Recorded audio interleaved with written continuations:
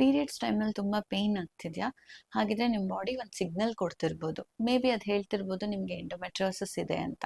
ಯಾವಾಗಲೂ ಅದಲ್ಲ, ಬಟ್ ಇರುತ್ತೆ.